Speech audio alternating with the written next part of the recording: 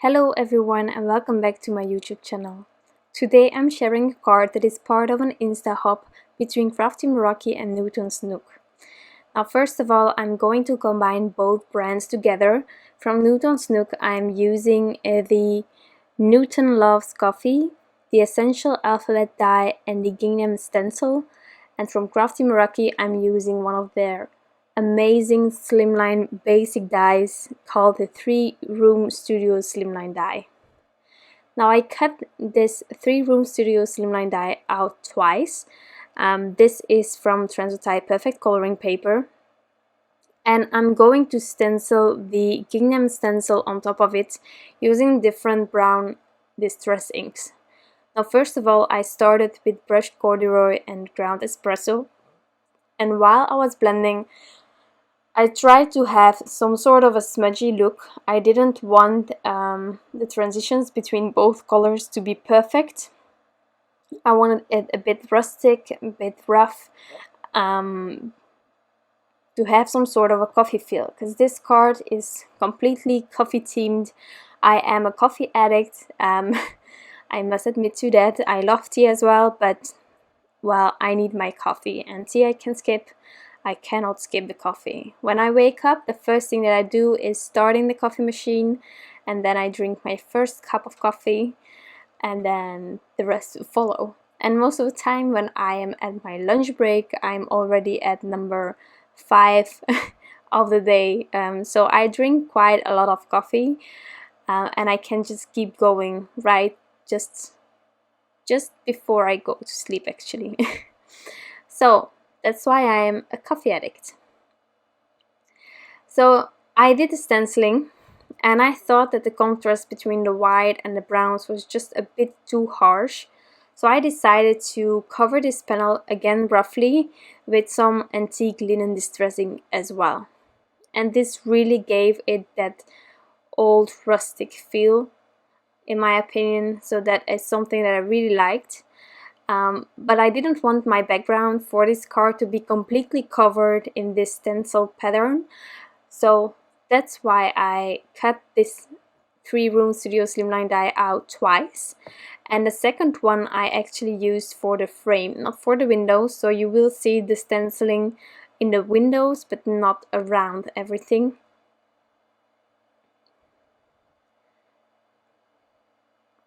So here I'm just covering it with the antique linen, and I will also use the antique linen on the other panel where I want it to be just on the edges of the windows as well as on the edges of the panel. So it took me a bit to do all the ink blending, and that is just because my antique linen is really dry. So I have to ink up my brush quite often. It's an ink that I use all the time, antique linen. It's really a wonderful one. I use it for just getting a rustic feel like this. But also if I do no line coloring with distress inks, I prefer using a distress ink to stamp out the images as well. And that's the antique linen. So that's why it's really dry, because I use it really often. So I need a refill for that. So I'm just blending my way until I'm happy with this panel, which will mean that I'm just blending from the windows out, and then as well I will later on also blend from the outside inwards. I don't want this antique linen to be all over, to be one even color. I just want it to appear on the edges of the window, to avoid having again that white and brown contrast that I didn't like previously. And then I decided also to add it on the edges of this panel just to, well, just to finish it up a bit more. And once I'm happy with the blending, comparing it next to the other panel, I can continue with the images. So you might have seen it in the beginning, I have 3 windows. I'm also going to use 3 kittens from the adorable Newton Loves Coffee, and I'm going to do some Copic coloring today. Now, just to keep this card as simple as possible, because a lot is going on, I have the stenciling, I have 3 windows, I have 3 kittens that I'm going to use, I decided to keep the coloring or the combos as minimal as possible. I'm using the same Copic markers for the kittens as for the blues, as for the coffee. So that will return. I'm not going to show you all 3 kittens. The idea is exactly the same, so I will show you this one. As you know me, I am coloring with my Copic markers going from darkest to lightest, and I do that at least twice because this paper is a Transotype perfect coloring paper. I just prefer at least 2 layers. If needed, however, I can add more until I like the blend. So the idea is to have my shadows on the right, so that's why I added my darkest color always there. And then also thinking a bit, okay, if the shadows are on the right side, then on the left side you have a light source. So the coffee mug is covering a bit of the belly of the kitten, so there is also a shadow. But I'm not like doing any science here. From time to time, I try to keep it in mind, but if I add a shadow somewhere else and it's not 100% exact, I don't mind at all. As long as the end result is lovely, that's the most important thing. But the colors for the kittens are E57, E47, E33, and I will go to E53, E51, and I will use the same color combination for the other ones as well. Now for the ears and the nose, I am using E13 and E11. And it's as simple as that. You can of course combine different color combinations, give each kitten another one, but I didn't want to do that. Just to keep it as simple as possible, because as I said, a lot is going on, so I thought that was a nice idea. And as you can see, while I'm adding my second layer, I know that I have more space to add some darker colors, so I tend to add more of my darker markers on my second layer because I know that there is lots of space left.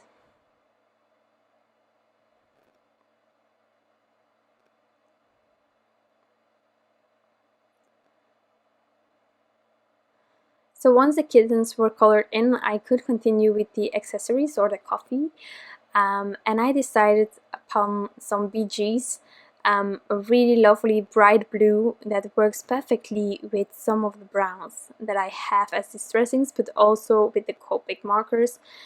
So I just did that. It's BG 49, 13, 11 and 10, and that's the same combination that I'm using on all the other accessories as well.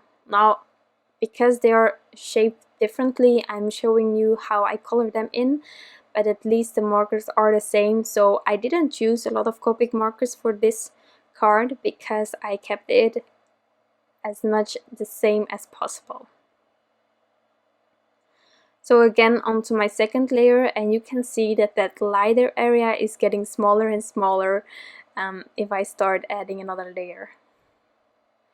Now for this wider area of the coffee mug here, I didn't want it to be just white, so that's why I took the BG10 matching with the other BGs to help me.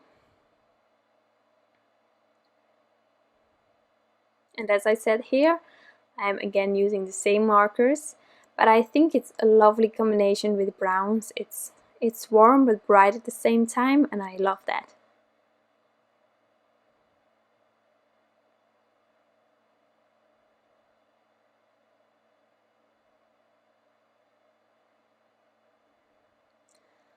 Also later on, when everything is colored in, I'm going to fussy cut all of these images out. There are matching dies, but I didn't got them. These are my first Newton's Nook stamps, and I really wanted to get a lot out of it to be able to show you a lot or combine a lot together. So I made sure that I had a stencil, that I had a stamp set and some dies, which are the Essential Alphabet die, a wonderful die set by the way. I love the funky letters that are inside of it. I expected it to be larger when I ordered. I thought the letters were going to be huge, but then it arrived and actually they aren't as huge as I thought, but they are just perfect. It's a perfect size. It's and it's really, really fun. The script is amazing. I never have seen a script like that, so I think it's a really unique die set, and it's a really essential one. Lately I have been loving to add some bigger words to my sentiments, and I have been investing in several alphabet dies, so this one, when I saw it, I really wanted to have it, so that's why I got it, and I'm so glad I did. So if you're looking for a wonky and fun alphabet die set, then I would definitely recommend the Essential Alphabet die, but you will see it later how I'm using it.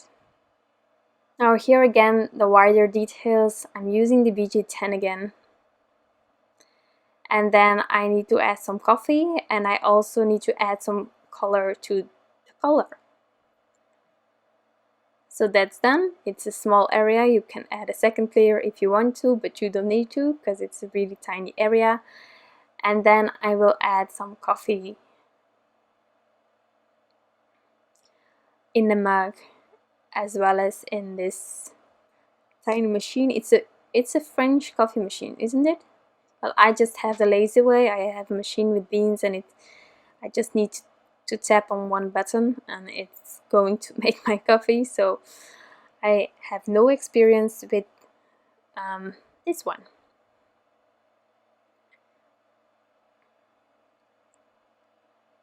So that is the coloring. I am taking my scissors. As I said, I didn't buy or got the matching dies.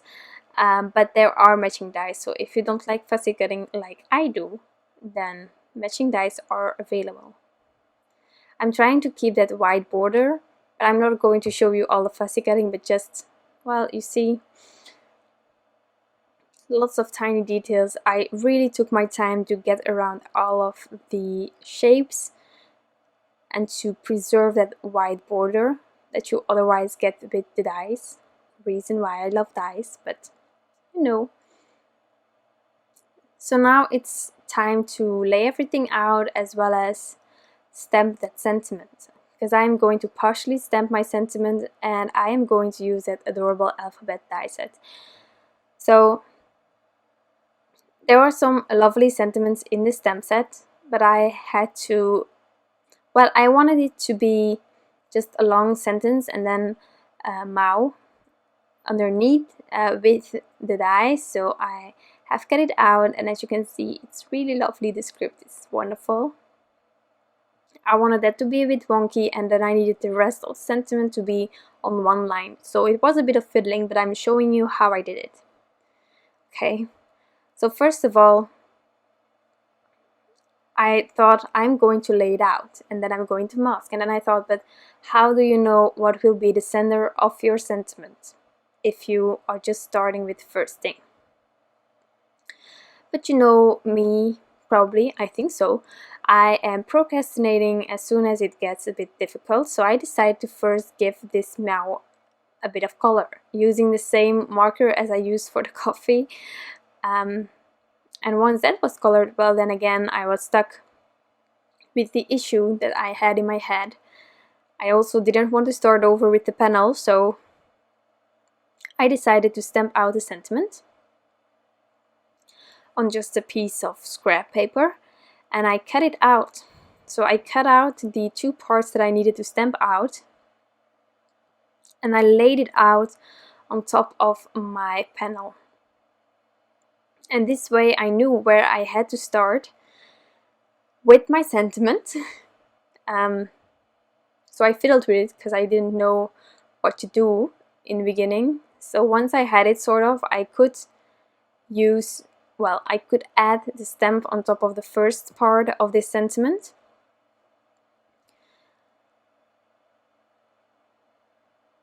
So I clean it off, of course, otherwise I would have had all the ugly things. I have a piece of acetate in my MISTI all the time underneath the foam, and that's always handy to position your stamp.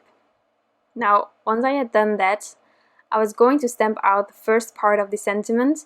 I needed to mask off the rest, therefore I'm using some purple tape. I think it's really handy because you can fold it in the creases if you need to. It's a bit more flexible than just tape or other stuff, I think. And another thing is that I don't want to do stamp surgery. I am terrified of doing that. I know you can, and I know that it isn't an issue for your stamps, but I just can't do that. I had to do that once because there was a typo in one of the stamps that I had, and I needed to fix it, but even removing the typo was just terrifying for me, so that didn't work. But in the meantime, I have stamped out the first part of the sentiment. Now on my acetate, I tested whether the second part was aligned perfectly, and it was, so I was really lucky. Otherwise I would have repositioned it and tried it again on the acetate to make sure that it was right. And now I'm going to mask off the rest again and stamp it out. So this was even more fiddling because the MAO of course has another script as well, which is lovely, but just because my panel is shaped this way and the layout of everything, I needed the stamp to be, well, like this. So this took a really long time to get it right, but I'm really glad that I took the time because I think that the design works perfectly. So I added it the first time, and then I wanted to add it a second time. You see the serious look on my face in the reflection of the misting? It's crazy sometimes. Okay, so make sure to remove the purple tape each time that you're going to stamp things out. And then with that longer sentiment stamped out, I had all my things ready.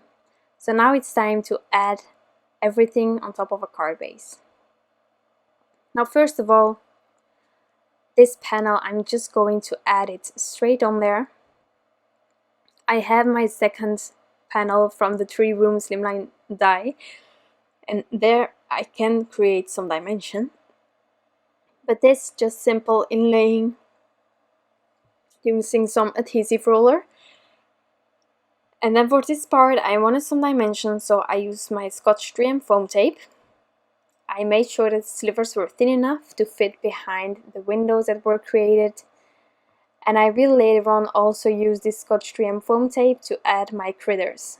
This way I have the same height as the frame. So I added that, and then it was time to, well, first off, fix some of the leathers. But I wanted to lay it a bit bonky, as I said in the beginning. Then I took some purple tape once I was happy with placement, and then I could add the MAO as well. So I'm going to do that first, using some liquid glue to get it adhered.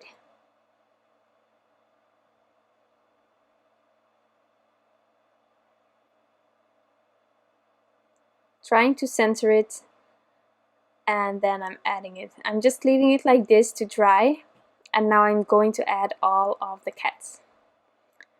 So as I said, I'm using again that Scotch 3M foam tape to make sure that the height of my frame is the same as the height of my critters. And then I will also use some liquid glue to adhere the rest that is overlapping with the frame. So sometimes this is a bit fiddling, but it's worth it. So I'm adding the liquid glue on the rest of the image, and then I'm going to add it to my panel. And I'm doing the same for the 2 others as well. I already have foam tape on there, but where it's overlapping the frame, I'm using some liquid glue.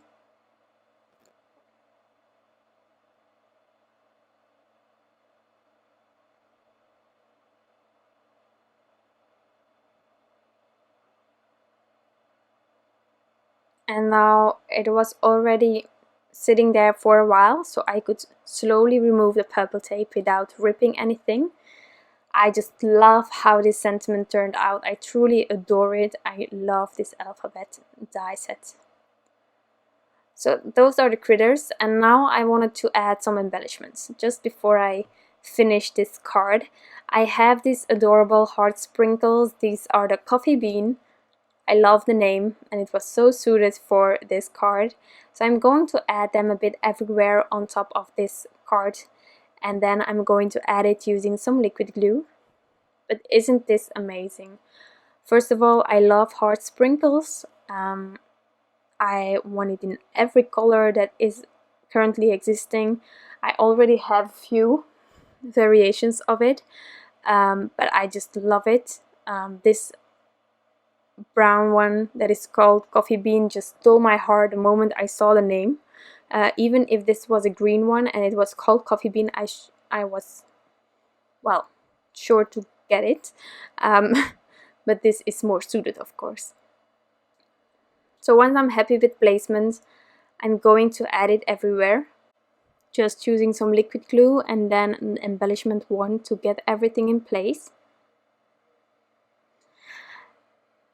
And that's going to be it for my card for today. So you can also add some glossy accents or stickles if you want to. But I really wanted that rustic feel, so no glitter, no shimmer, no shine. But I do have these amazing coffee bean heart sprinkles, so that's all I needed. And that's my card for the hop. So again, if you want to hop along, this hop is taking place at Instagram. So you can win some gift certificates, really lovely. So definitely check it out. On the bottom of my description box you will find my Instagram account, where you can start hopping along if you want to. I hope to see you there on Instagram. I want to thank you all for stopping by and taking the time to watch this video. I hope that you enjoyed it. If you did, you can always give this one a thumbs up. I would truly appreciate it. I hope that you have an amazing day left, and I will be back soon with some new crafty inspiration. Bye!